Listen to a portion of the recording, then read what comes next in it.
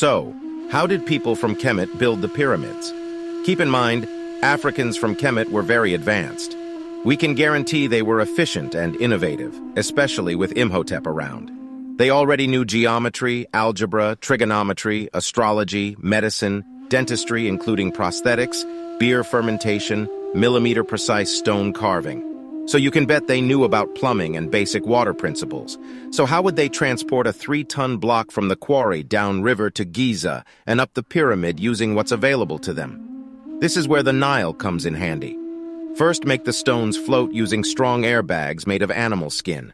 Attach them to the stone blocks, and wait for the Nile to flood the quarry. Guide the floating blocks down the Nile using favorable currents and cattle towards Giza. Once at the harbor, use a canal system or a tube system to move the blocks to the construction site. And then another water-filled tube to move the blocks up the pyramid.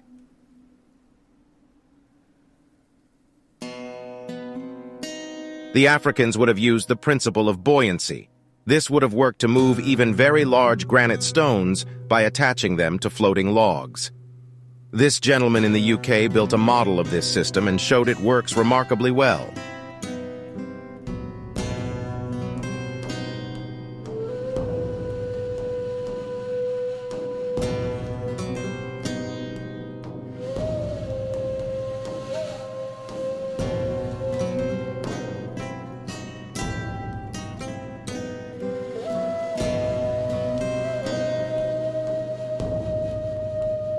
Once up the pyramid, dedicated flooded areas would have been used to gather the stones together before removing their floaters.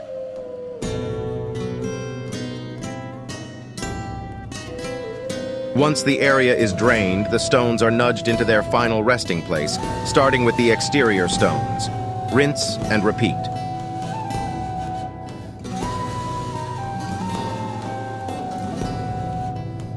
So before we go and attribute the construction of the most impressive monument in history to aliens, let's give credit to our African ancestors for their incredible ingenuity and achievement.